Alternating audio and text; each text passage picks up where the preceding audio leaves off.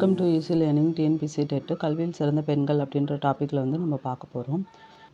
First தெரிந்து கொள்வோம்ல, சங்ககால பெண் பார்ப்புள்ளவர்கள் சிலரை வந்து நம்ம பார்க்கலாம். ஔவையார், ஒக்கூர் மாசாத்தியார், ஆதிமந்தியார், வெண்ணிக்குயத்தியார், பொன்முடியார், அல்லூர் நன்முல்லையார், நக்கண்ணையார், காக்கை பாடினியார், வெள்ளி வீதியார், காவற்பெண்டு, நப்பசலையார் அப்படின்றது சங்ககால பெண்பால் புலவர்களோட சிலர் பெயர்கள் வந்து நம்ம கொடுத்துருக்காங்க. ஃபஸ்ட்டு நம்ம பார்க்க போகிற பெண்மணி வந்து பெண்மை புரட்சி முத்துலட்சுமி அவர்கள் வந்து பார்க்க போகிறோம். 1886 முதல் 1968 வரை வரைக்கும் வாழ்ந்திருக்காங்க. தமிழகத்தின் முதல் பெண் மருத்துவர் இவங்க தான். இந்திய பெண்கள் சங்கத்தின் முதல் தலைவரும் சென்னை மாநகராட்சியோட முதல் துணை மேயரும் இவங்களாக தான் இருந்திருக்காங்க. சட்ட மேலவைக்கு தேர்ந்தெடுக்கப்பட்ட முதல் பெண்மணியும் இவங்க தான். தேவதாசி முறை ஒழிப்பு சட்டம், இருதார தடை சட்டம், பெண்களுக்கு சொத்துரிமை வழங்கும் சட்டம், குழந்தை திருமண தடை சட்டம் ஆகியவை நிறைவேற காரணமாக இருந்தவங்களும் இவங்க தான். அடையாற்றில் 1930 அவையிலும் 1952 புற்றுநோய் மருத்துவமுறை ஆகியவற்றையும் முத்துலட்சுமி அம்மையார் வந்து நிறுவியிருக்கிறாங்க. அடுத்ததான் நம்ம வந்து பெண்மை உயர்வில் பண்டித ரமாபாய் அவர்களை பற்றி பார்க்க போகிறோம். 1858 முதல் 1922 வரைக்கும் வந்திருக்கிறாங்க. இவர் சமூக தன்னார்வலராக இருந்திருக்கிறாங்க. அடுத்து தடைகளை மீறி கல்வி கற்று இவங்க வந்து பண்டிதராக ஆகியிருக்கிறாங்க. அடுத்து பெண்களின் உயர்வுக்கு வந்து துணை நின்றுருக்கிறாங்க.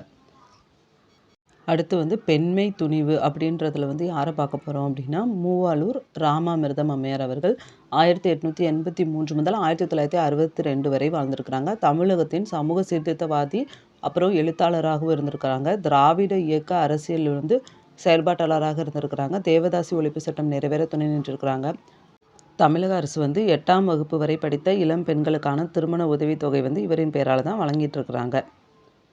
அடுத்து பெண்மை சிறப்பு ஐடாஸ் சோஃபியா ஸ்கட்டர் 1870 முதல் 1960 வரைக்கும் வாழ்ந்திருக்கிறாங்க. பெண்கள் மருத்துவராவதை மருத்துவ உலகமே விரும்பாத காலத்தில் வந்து தமிழகத்திற்கு வந்து மருத்துவராகி எங்கே வந்து இலவச மருத்துவம் பார்த்தாங்கன்னா வேலூரில் வந்து இலவச மருத்துவம் பார்த்துருக்குறாங்க.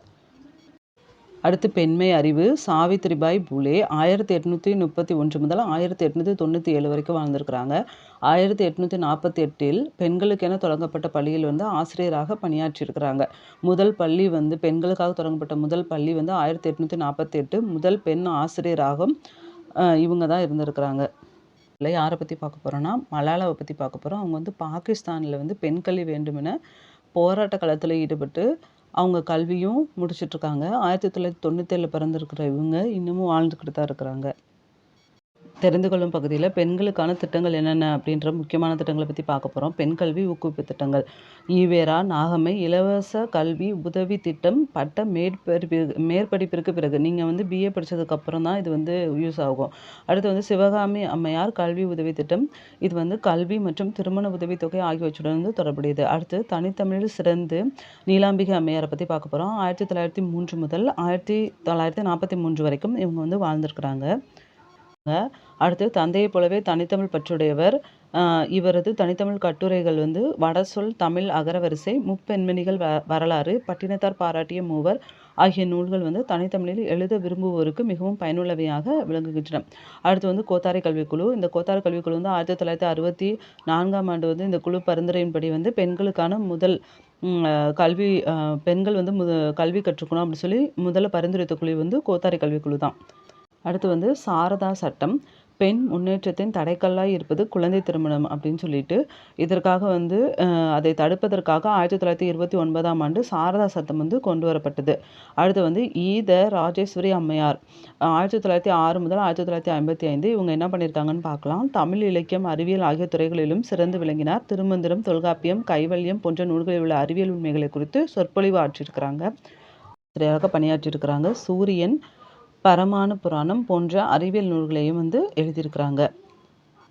ஓகே, இப்போ நம்ம வந்து பெண்களுக்கான சிறப்பு திட்டங்கள், பெண்கள் கல்வியில் வந்து யாரெல்லாம் சிறந்து விளங்கியிருக்காங்க அப்படின்றத பார்த்தோம்.